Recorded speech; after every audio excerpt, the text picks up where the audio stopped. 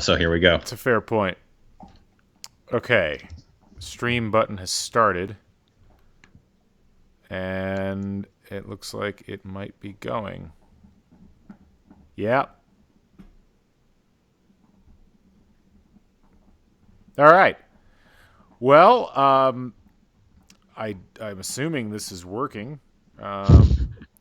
Because why wouldn't we assume that it was working? We're going to call this the special prologue episode of The Flip Side. I don't even know if we're going to get a recording of this, quite frankly, but we're going to. Well, I'm at least recording audio of this, so we will have a full. Well, thank goodness for that. I mean, I'd hate to think that this momentous, element of broadcast history might not be recorded for posterity's sake. Let me tweet out this link. I think that'll work. In fact, I'm gonna double check that real quick, just so we know. Let's see. Where did I just tweeted something? Yeah, look, it's definitely. Yeah, look at that. That's us. Yeah. Hi. All right. What's up? All right. Anyway, thanks for joining us, folks. So we decided we wanted to do video, and my Google Hangouts were working just fine. But my esteemed colleague Brian here was having some problems, so we decided to switch to this rather thrown together approach on OBS via YouTube. But hey, pushing back new boundaries, and Brian, I'm just happy to be talking to you on a stream that doesn't seem like it's being monitored by the Russian government. Yeah, right. The one nice thing we can say about Charter Internet is that they allowed me to double my internet speed for no cost. Yes. Going from 2 megabits per second to 4 megabits per second is a big thing. That makes sense. We got the second hamster in the wheel, and that really just all of a sudden things are streaming really, really well. We needed that. We really did. So it's been a while. We last podcasted in, I think, very early April, and we had to take a break for work-related purposes. I had not only the end of the semester, but also the beginning of the summer session, and that just ended for me on Friday. Brian, congratulations! Thank you. I feel very, very nice. It's always, I love teaching in summer. It's a very intense educational experience, which is great. But I also love it because it's short, and because it's a lot of work. You're teaching 2.5 hours a day, but you do that for 4 weeks, and you get a full semester's worth of money out of it. It's nice, So, that's not bad. Yeah. Yeah. What have you been up to? So I'm teaching summer 2. I'm in the 3rd week of a 6-week online summer course. And so teaching online is a really, really cool experience. It's the 3rd time I've done it, 2nd summer I've done it. It's interesting this semester because I developed a data journalism class, which is cool. I'm loving doing it. I have exactly 1 student. Oh. They let you do that? Is that some kind of SUNY thing where we normally have to have like 12 students or they send us home. Normally they do, but in the summer course, especially because our summer courses are run through a different department on campus, like all online courses are run through a separate department, and they do it a prorated option for faculty. So if you have less than, our version is 8, you can say no, or you can teach it, and they adjust accordingly. But no, it's good. So it's interesting teaching for 1 student, but she's awesome and really into it. And so it's fun. But other than that, saw the Avett Brothers last weekend. My kid has a YouTube channel, normal stuff that you do, on a summer break. Great. So that's, well, good. I'm glad. It's been a fun summer so far, I think. I'm looking forward to getting some research done, hopefully here over the next month or 2. Same here. And, but I wish I'd known about the data journalism course. I think I did know about it, but I've been meaning to kind of audit one of those courses to see what sorts of things I can incorporate into my own teaching. So what are you drinking tonight? So tonight, I'm very excited about this one. This is one of my favorite beers that I've had since we last recorded, and it's going to be one of my go-tos in the summer. It is the Orange Honey Cream Ale from the Genesee Brewhouse. Show it off. Nice. They're not a paid sponsor, though they should be. It's the Jenny Brewery here in Rochester, well-known upstate brewery. And every year, seasonally now, they're putting out small batch craft. Small craft batch. Yeah, something like that. Much more kind of artisanal type beers. And so the Summers is the Orange Honey Cream Ale, kind of a play on the classic Jenny Cream Ale. And it's really, really good. Nice, subtle orange flavor. It's not overpowering. The honey makes it nice and smooth. It's kind of like, in the past, I've been a big fan of the Summer Shandy, especially the is it Langenkugel? Is that how you pronounce it? I'm not from the Midwest. Leinenkugel. Sure. And I've liked that. And this is a little bit more richer, flavorful version of that. So good, nice summer beer, even though it's been like 60 here for the past week and it doesn't really feel like summer. So what do you have tonight? Did I see a LaCroix? You saw the Dasani version of the LaCroix. Oh, okay. I have a weight target to hit by the end of summer, and so Okay. I'm having to be judicious in my beer consumption. I did decide that we're going to have a bit of a celebration, maybe tomorrow, but certainly Wednesday, because Sweetwater Brewing Company Nice. is invading the state of Indiana. They will be here finally on tap. I know Matt Blaska, who's in the comments right now. Hi, Matt. Hi, John Stolica. Both of them commenting on what we've got so far, but Matt's very excited about Sweetwater, having spent a lot of time in Atlanta. I'm excited as well. I enjoy the beer very much. So I am saving my calories until I can partake of that. And I'll have a full report coming up next week. As well, you should. I've had the Sweetwater beers too, and they're outstanding. So very exciting that they are here. So it's been a banner year. I mean, we got Sweetwater tomorrow, and then we had Yangling come in back in March, I think it was. You guys hadn't had Yingling? We had not had Yangling. I mean, it'd been all over. You could get it in Tennessee. You could get it, I think, in Ohio, but it took this long for it to actually get all the way out to Indiana. So, Interesting. Yeah. So we have a couple listener topics to get at. We have a story that I've been kind of not obsessed with, but really fascinated with in the past day that I kind of wanted to spark a discussion a little bit. And it's I'm sure you've seen it. I know you've seen it, but if listeners have seen it or heard it too, it's the headline from BusinessInsider.com. Millennials are killing chains like Buffalo Wild Wings and Applebee's. Now, there are many. I have so much to say on this. It's so fascinating to me. For one thing, it's funny to find the story. I Googled killing Applebee's. Hang on. First of all, I want to see what the images are for this because this has got to be good.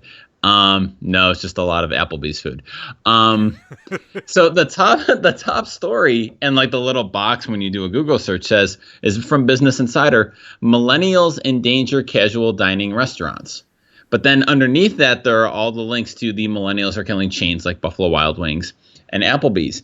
And the difference in framing with those two headlines is staggering to me. I mean, so much to unpack on this story. For one thing, it's the latest in the line of the millennials have ruined blank. Right. I saw something on Twitter this afternoon that somebody wrote a Twitter bot that replaces millennials with young people today in a headline, which is great. So young people today are killing chains like Buffalo Wild Wings and Applebee's and stuff like that. But I love this because for one thing, I did see somebody else on Twitter say that Buffalo Wild Wings is actually doing pretty well financially, so they're not they're not actually being killed. But I feel like this, like that phrasing, the killing millennials are killing chains, like that is completely framed to put us on the side of Applebee's and Buffalo Wild Wings. Right. Like we are supposed to be supporting them and dismissed and dismayed by the fact that these pesky millennials are not going to them. And I figure assuming this is true, I mean, this has got to be the best thing millennials have done, right? Right. I mean, is there a way that we can thank millennials, like buy them gift baskets or something for killing off Applebee's? I mean, yeah. Who do we send the avocado toast to thank them for this? I mean, the amazing thing, as you mentioned, I mean, it is this tendency to blame millennials for everything, every shift in business practice or in, certain sectors of the economy succeeding or failing. Millennials are killing the car industry. Well, the car industry sucked. Right. The millennials are killing off chain restaurants. Well, I mean, have you been to an Applebee's in the last decade? For God's sake. I have, wow. actually. I mean, outside of writing for your blog where you take your guy around and have him eat bad food.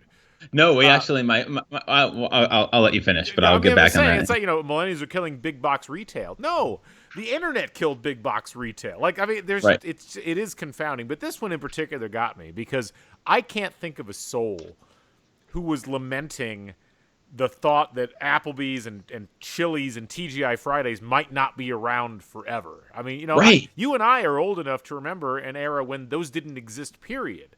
And Mm-hmm. they were, they weren't good. I mean, but they weren't compared to what you would get if you wanted to go out to eat, which was either high-end restaurants or like Golden Corral or McDonald's. Mm-hmm. They were like an interesting midpoint that offered flavors that you probably wouldn't get anywhere else. Well, you can get those flavors now, and the article pointed out like, oh well, millennials use Blue Apron. I don't know a single millennial that actually utilizes Blue Apron. I guess I don't live in Manhattan, so maybe I'm like excluded from knowing the types of people that use Blue Apron. But most people that I know that are within a decade of my age, they go out to eat at local places, or they, Mm-hmm. I mean, most of them don't know how to cook, but there's some that do know how to cook, and they actually take pride in cooking. I would say, like Tasty and, those sorts of videos have probably done more to kill Applebee's and Buffalo Wild Wings than millennials have, Mm-hmm. because they're teaching people actually how to cook, and they're like, wow, I can make something that tastes just like Applebee's sliders at home and probably pay 30% of what I would have paid there. Yeah, I mean, we have been to, with a 6.5 year old and a wife who is expanding, doing a lot of good work on expanding her palate, but has still been, I've talked about it before, kind of an adult picky eater. We're sometimes limited. I have a great Margaritaville story to tell before we sign off Oh today. boy. And by great, I mean, anyway. Yeah, so I've done my share of the chain restaurants and of the Applebee's, and they are fine for what they are. They are not a great dining experience. They are not, the hot new food place, but you know when if you're traveling or if you've been out, there are worse places to go get a beer and a burger for $20 than those places. It's not the best, but it's not the worst. And I can remember, like you said, we were old enough to remember when these places don't exist. And I remember when I was living in Olean, New York, when the Applebee's in town first opened, and it's a big deal to have a place like that, and a different place to go to eat that wasn't the same couple local restaurants. Right. And it was a big deal. But yeah, the kind of unspoken thing, not just the millennial thing, is that like these are beloved. So I'm reading the lead. Brands such as TGI Fridays, Ruby Tuesday, and Applebee's. Like these are some beloved brands that we adore and that have been like cultural lodestones to us, and we love them and we cherish them. And these millennials with their, I don't even know if that's a word, but these millennials with their avocado toast and their locally sourced boxed cuisine are driving them out of business. And I just of all the things that we can be outraged about what's changing in the world, the killing of Applebee's seems to be a pretty good one. Do you think Do you do you think it's just that Gen Xers are upset that they bought franchises in these things and they've been demonstrated to be fools for doing so, and so they're just trying to like drum up faux outrage on it? That's interesting. I think there's a certain level of, millennials are killing blank. Well, oh my God, that's going to get shared. That's going to get clicked. That's going to get people talking about it one way or the other. So I think I think there's, and so here's, okay. You're smarter than me. You're tenured. What is the age demographic of millennial? Because I know I'm like at the very, very, very tail end of Gen X, maybe just into Gen Y, because we're about the same age. So I'm like very much end of Gen X. Right. What is millennial? Like, what's the actual age demographic or years born of that? Do we have a definition of that? I mean, I have generally seen it described as 1980 as the very beginning of millennial. And That seems old because that's people are 30 in their late 30s now, and I feel like millennials are much younger in my mind. They're no, like it's just okay. because you're getting older. No, seriously, Careful. I think Yeah. it's just you're getting older, and so your perspective is that these people must be younger than me. Okay. But no, I think the heart of the millennials is probably people born between 1987 and 1994. I'll buy that. Yeah. I think because I mean honestly, like people who are like my sister-in-law's age, my sister-in-law is 18. I would probably not classify her as a millennial. I think that she belongs to a following generation, which I've seen names for, but I think all the names for it are stupid. Right. It's not, Generation Z or whatever. I think that's a dumb name. But I would say that the concept of millennials, the youngest of them right now is probably like 17, 18, 19 years old. Okay. Okay, that's a good definition. But yeah, that's it would be a great study or a great piece to go back and see all the headlines. They'd be less because of the media environment, but Gen X is killing the mall. Gen X is killing the record store or something like that from 15, 20 years ago, and see how this narrative repeats itself. But just the notion that like Applebee's is this great thing that we should be bad, that we should be sad is being killed off. Do you have a favorite of these chains? Of those like? Well, I was always partial to TGI Fridays because they threw me a party once. Just randomly? Well, I mean, I went through a weird phase where I got business cards and decided, I'll drop them in a bunch of like business card, like fishbowl sorts of things. Did you win one of those things? I actually won a party from TGI Friday. It was very off the wall. They did a nice job. I mean, they gave us drink tickets and they gave us a cake and some food and appetizers. And I will say I liked their food flavors probably better than the others, and it's a relative sliding scale. Going back to what you said, I worked when I was in radio in a town in Iowa where the best restaurant in town was an Applebee's, and so I'm loath to like completely diss on them. I mean, when it's the best food that you can get, it's fine. It's just that I think in a lot of places, like where I live in Bloomington, there's so many better options that you would be foolish if you didn't avail yourself of them. But if you're living in a place that doesn't have those options, like Lafayette, Indiana, where I grew up, where they had every chain in the world but very few local restaurants that you really wanted to go to, that's a different reality. That's it's not as big of a deal at that point. So no, and I agree with that. I've always lately I've been partial to Chili's.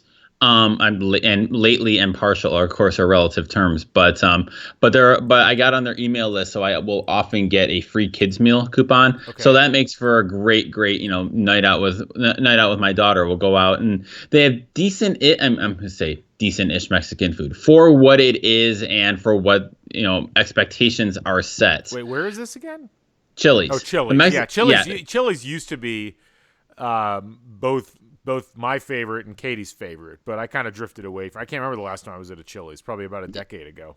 Yeah, it's and for okay-ish Mexican food where my kid can also get something to eat that she won't complain about, I can take it. So you mentioned Blue Apron, and as podcasters, I think we're one of the 3 podcasts remaining that are not actively sponsored by Blue Apron, and not actively looking to be sponsored by Blue Apron either. So do you have issues with Blue Apron or just in general? I got to be honest. I don't want to have to stop and say, Brian, it's really hard coming at home after a tough day's work to try to, put a meal on the stove. So I really rely on Blue Apron. It's great service. Everybody should try it. They send a box to your house. I mean, first of all, I'd be lying. And second of all, you already read the ad spot, so we can just get our check right now. Right, yeah, exactly. But it's just, I have nothing against Blue Apron. It sounds like an interesting service. Anyway, go on. No, I was just curious what your thoughts were on that kind of meal delivery things. I was reading something else today. I can't remember where I saw it on my social media feed, but it was looking at like the restaurant industry from the perspective of like the hot food towns and like the local kind of like artisanal big food, great food movement, something like that. And they brought up one of the big challenges that now like the local restaurants, like the decent, like casual, nice-ish local restaurants are facing are from places, excuse me, like Blue Apron, where like people are learning to cook or spending money that they would go out to eat, once or twice a week on Blue Apron. And part of me always figures that that's you're always looking for there's always the external thing that when a business is failing or an industry is having trouble, there's always that boogeyman. And I feel like Blue Apron's becoming the boogeyman on it. I've looked at Blue Apron, and I don't know, like, given my family's eating setup, if that would be worthwhile investment. But it is an interesting concept of the food, of getting the food, the portion food, or you almost get it in a mise en place situation, Right. and to cook it and to get people. I think the interesting thing for me would be, does this get people hooked into the idea of cooking for themselves, or is it just a Blue Apron thing? Like, are you going to then go to Wegmans or Safeway or whatever and get the ingredients yourself to cook, or are you just going to rely on what they send you?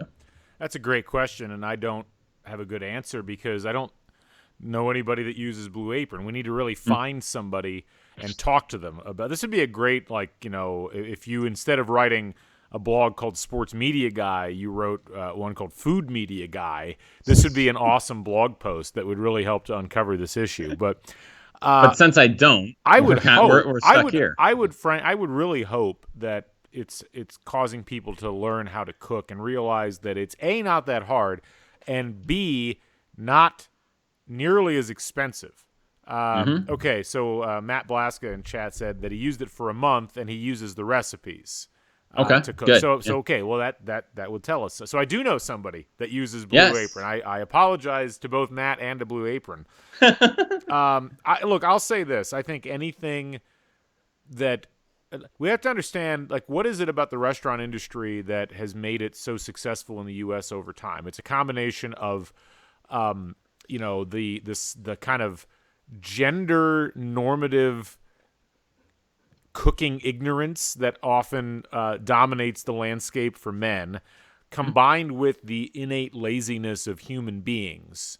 And the idea for a long time, I think, was that, the secrets of being able to cook well were locked away in cookbooks that you didn't own, and the ones that were mass produced generally didn't produce very good food. Now, I mean, all you have to do is have somebody send you, to Epicurious or to, one of those, any of those sites, and you can actually produce really good food by yourself and realize that, frankly, it's not that hard. And I think that as the process continues, I think that services like Blue Apron and we mentioned Tasty and the videos that we see, it demystifies cooking, it democratizes it to a large degree, and I think that is a problem for the restaurant industry, because what does the restaurant industry have to offer? Unless you're getting just a consistently great product all the time, which frankly a lot of times you don't. I was just out the other day at one of my favorite local establishments, the Tap. Still love the Tap. Go there all the time. But they've kind of ruined one of the things I loved on their menu the most, which was the pulled pork barbecue pizza. And this used to be, it was cheese, but they had a mixture of pork and like bacon bits and pickles, like chopped up pickles, in a barbecue sauce base with a drizzle of ranch and barbecue sauce on top of it.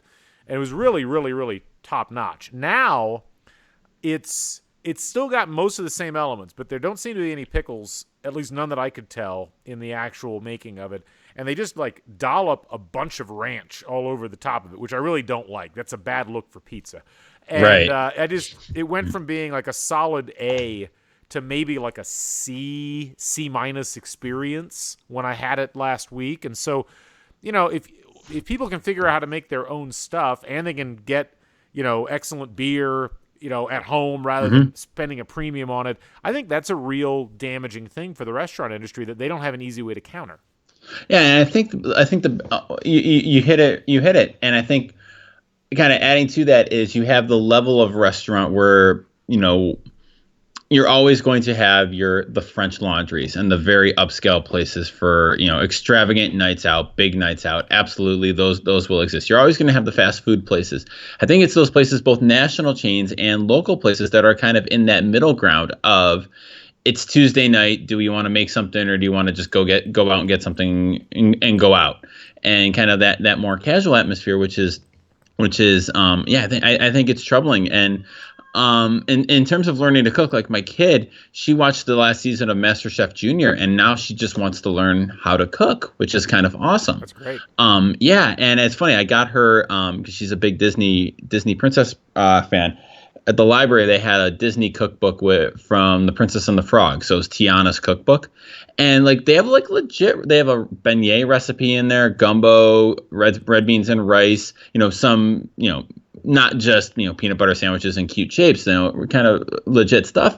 And I was actually thinking about them, like, if you don't really know how to cook or are trying to get better at cooking, there are worse things to do than to grab a kid's cookbook and start practicing on some of those stuff. Don't jump into I have the Bouchon Bakery Thomas Keller cookbook, which I love to read, but the 3 things I've tried to make out of there, it's just a calamity, because that's like a professional level cookbook. But I do think that people who aren't great cooks or who don't love it, I think they can get intimidated by that and kind of think that, oh, I can't do this at a super high level. I can't do this like they do on TV. This isn't for me. And you're not making it for people on TV. You're making it for yourself. Right.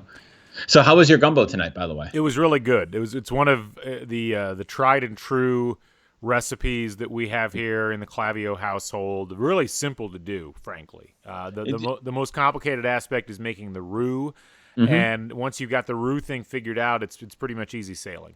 So what is your roux? The roux is very simple. It's just it's a cup of all-purpose flour and a cup of vegetable oil. But okay. The way that you have to make roux, for those of you who don't know, gumbo, most of the time the roux is the base of it, and what you have to do is you put the flour and the oil in a Dutch oven, like a hard bottom, Dutch oven. You have to stir it constantly, and gradually it goes from the starting color, which is almost like a light caramel. You have to get it down to a color that's almost like close to coffee. A really dark, and what's happening basically is like the flour is like lightly burning or lightly cooking as you're stirring it, and so there's like a really fine line between going too far and not going far enough. And so gotcha. There's that. I always for flavor purposes, I always grill chicken and sausage on the outer grill with some wood rather than just like cooking them inside, because there's just so much more flavor coming off the grill, and that gets imparted in the gumbo. Sure. It's a long process. I started the process about probably 3:30, 3:25 this afternoon, and I think it was done and ready to eat by 8. Okay. So we have some quick hit guest topics. Yeah, we got about 5 minutes here, since we're one of the new aspects of this season's shows is that we've been inspired by the more quick hit web stuff. We want to be less Game of Thrones and more tasty. Sure. So I think if that makes any sense. No, this could be good. It could be a good way to handle listener questions is rapid fire. Okay, so Mike Noreen, who's on a plane apparently, or landing on a plane, or somehow flying today. He had 2 questions. First one: best academic conference sites, North America and worldwide. I've never been to one outside of the U.S., so I'll let you probably handle that one first. I haven't been to very many outside of the U.S. I think with any good conference site has to have a lot of things to do in close proximity to where the conference is being held, and also options if you wanted to go further afield from there. And I've certainly not been to very many conferences where that was a thing. I did enjoy Wellington, New Zealand as a conference host site quite a bit. I thought that was a very good one. Of the cities that I've been to that didn't have a conference to host, I don't know. I think Munich would be a fascinating place to have a conference. There would be so much to do, in the kind of the city center areas, and there's also stuff to do outside of it within relatively short distance. And what about in North America?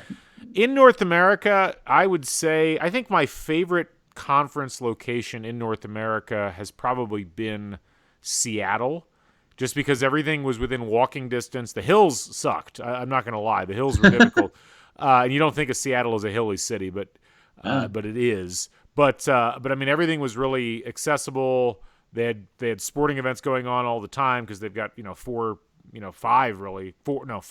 major league teams there. And it was just it was a neat experience. I'd never been to the Pacific Northwest before up to that point, so it was unique from that perspective. So that would probably be my vote.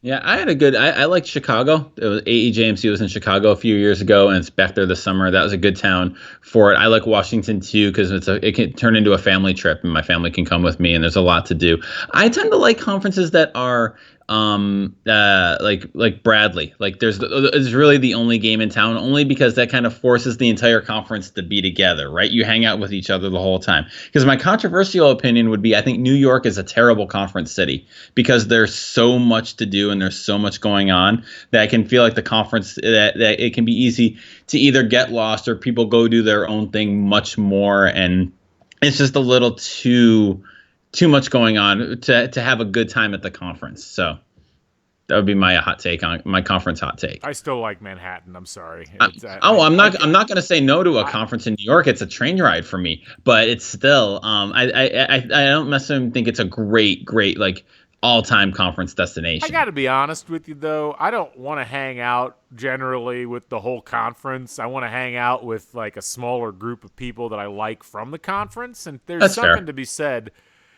for being in a place where you don't all have to go together or be in the same spot. I mean, I was at that Bradley conference. Speaking of Applebee's, I think that might have been the only restaurant within walking distance of the hotel. I forget where we went that night. The whole bunch of us went. So I forget it was someplace like that. So, all right, moving on. So is Tom Crean going to OSU? No, I don't. Okay. But it would be hilarious if he did. Well, what's funny about that, the Thad Matta news, for those who didn't see, Thad Matta, I don't know if it's a firing or a resignation, but he's no longer the coach at Ohio State, which is it's a sad story. Dude's not even 50 years old. His body has basically broken down on him. But, there was a list that was put out by Matt Norlander from CBS about coaching candidates, and he had Tom Crean listed. And normally you wouldn't pay that much mind, but Tom Crean did just put his house up for sale here in Bloomington like 2 weeks ago. So you're like, well, what does that mean? But no, I would be shocked beyond everything if Crean even got an interview, let alone was given that job. So especially at this time of the year too. Like you would think they would move to a top assistant or somebody very closest to the program. I would actually say though that this time of year, that would be the one argument in favor of getting a Tom Crean, because where else are you going to get a coach with Big Ten experience that's actively looking? I mean, dude was on Pardon My Take last week. I don't know if you heard that, but I mean, like he's actively looking for things to do. It sounds like at this point. That would be the greatest troll move in the history of troll moves. That'd be fantastic. So Mike also wanted to ask about the NHL and the Asian problem. I believe this includes not being in the Olympics, and there was something else. I didn't follow the questions. I just didn't write it down in my notes. So I don't know if you want to take on this. I think what he's referring to is the fact that basically there's no Olympic hockey or for the NHL. I mean, because they're just not participating in the 18 Olympics, and they're not participating, I guess, in the 22 Olympics except as an exhibition. I don't know the full story, but I think the idea is, how do you continue to grow the game in such an important area if you're not showcasing it in the Olympics? And my answer to that is, I don't know. I mean, certainly the Olympics matter. I don't know if that's going to make that big of a difference in the big scheme of things in terms of the popularity of the sport in that area. But I need to look more into it before I comment further. Yeah, can I just say one of the things that drives me nuts, and it's an ESPN thing, the whole when the Stanley Cup finals were set, like, is this good for hockey or bad for hockey? I hate that question so much. Not germane to this particular finals, but the kind of, okay, it's Nashville versus Pittsburgh. Is this good for the league or is this bad for the league? It doesn't matter. It is what it is for the league. It just they say this for this is something like it comes up with soccer. It comes up with kind of any sport that's kind of just below like the NFL baseball level, or even in baseball you see that too. And I don't know, I find that debate tiresome. I find that question kind of tiresome.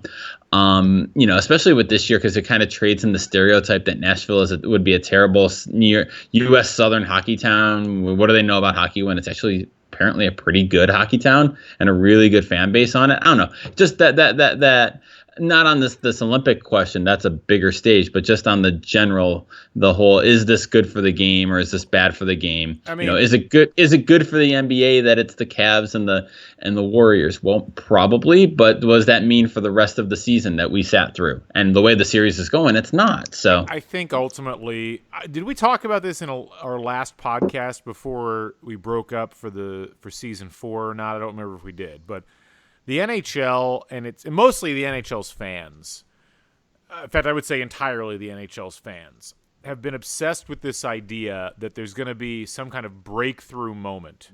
Right. Of, this is going to happen, that's going to cause hockey to suddenly get as popular as the NBA or as Major League Baseball.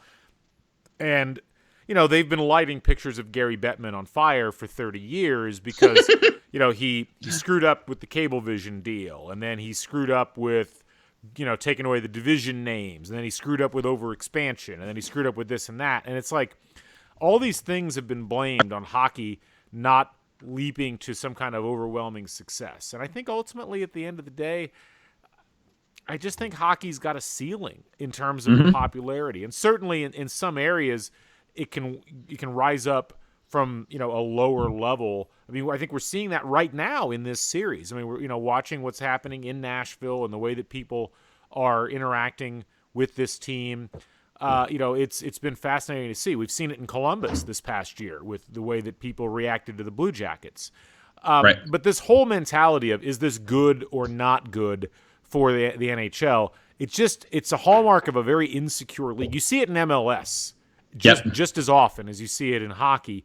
But I think in hockey it's more acute because hockey at some point needs to just accept what it is.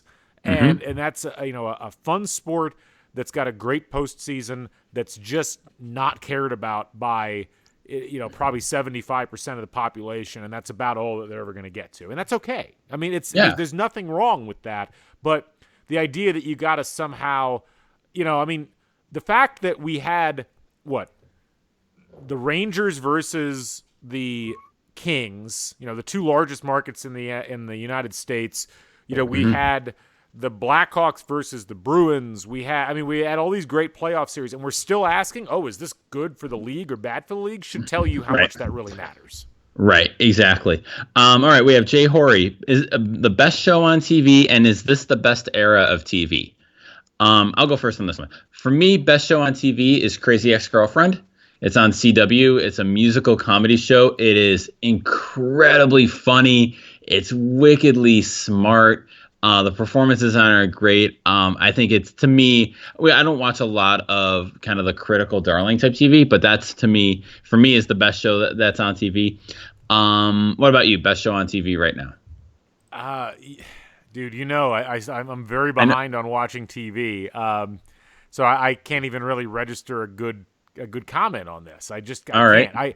I want to catch up on TV, but then I also want to catch up on all the video games I bought in the last year and haven't played. Right. And so that's what I see people freaking out about shows, and I'm fascinated. Like I'm curious about Stranger Things. I'm curious about The Leftovers. I'm curious about all these shows that people are going nuts over. I will address the larger point, Jay's point, which is, yes, this is the best era, I think, in television history because television has the shackles taken off of it finally in terms of, the not just the financial shackles and, but the creative shackles, I think, is the bigger thing. And this idea, and I think a lot of it is, it's not so much that TV's doing great, it's that movies are doing so badly in the creative department that it now creates a situation where if you're a creative person, you want to go to television because you can do a huge story arc that's original and unique with cool ideas that aren't necessarily formulaic, and you just can't do that in movies anymore. I will agree with that, and also, just the number of outlets that TV shows have, the number of formats they can have, and just the diversity that enables in terms of the shows that are available. I use this example all the time in my classes. Would Orange is the New Black exist in 1995 in any format on TV? No way. But now it does, and now it has a home and can be watched. So I think that's huge too. All right, last topic. This is a Matt Blaska special. Break down the Rex Rob Ryan bar fight in Nashville the other day. I saw this. Was Friday night if I remember correctly? It was sometime over the weekend. Yes. Okay, so I think I saw this when I was leaving the Avett Brothers concert or a concert, and it was just like the most like Rex and Rob Ryan involved in a bar fight in Nashville. I think my at a Margaritaville. Oh, is that a Margaritaville? It was at a Margarita. It wasn't even at one of the bars. It was at a chain restaurant.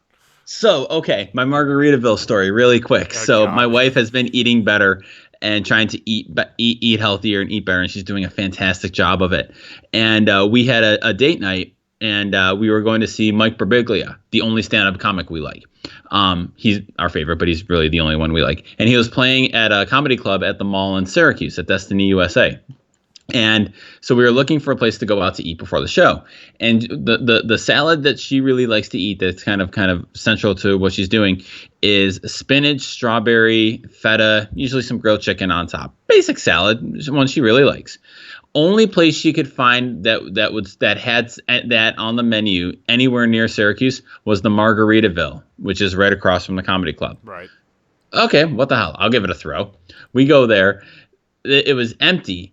There was a waitress walking around on stilts, like actual 10 feet above the ground stilts. Our waitress comes to us, and she was talking to us in this really weirdly low key voice, like, "Hey, how's it going? Yeah, enjoying the night out?" And I didn't know if she was trying to be like a Margaritaville character doing a bit, or if she was just really antisocial and uncomfortable around people. And I also got a wonderfully preformed burger and frozen French fries. Wow. I scarfed it. It wasn't bad, but it was weird because it's like a very empty. It was very big space and very empty, and you feel like, I don't know. You think Margaritaville, it was very sad and weird. But it was the second weirdest thing that happened in a Margaritaville because apparently Rex and Rob Ryan got into bar fights there, you do. I wouldn't say the Ryans getting into a bar fight anywhere is weird. I would say it was probably the second most expected thing in a Margaritaville. Behind poorly formed burgers and frozen French fries. And the weirdest thing was the music. It was like hip hop music. I thought it was going to be all like Jimmy Buffett, maybe Jack Johnson if they were trying to trend cool. Right. Well, no, it was like your top 40 hits. It was really an odd experience all the way. Everybody has to sell out eventually. I think that's the message here. But that is. Anyway, I think that'll wrap it up for us on this episode. Thank you all for watching and listening. Thanks to John and Matt, and we also had Brian Krosky check in and leave a comment. We appreciate all of that. Hopefully, we'll be a little more organized next time and be probably able. Not. Yeah, probably not, but we can dare to dream. So. Potesci sognare, So. If you've got comments or questions at Flipside, you can also hit us up individually at Dr. GC, at BP Moritz. My dog is destroying the couch across the living room from me here, so I better go attend to that. Brian, thank you as always, and for you folks, take care. We will catch you on the flip side. So long.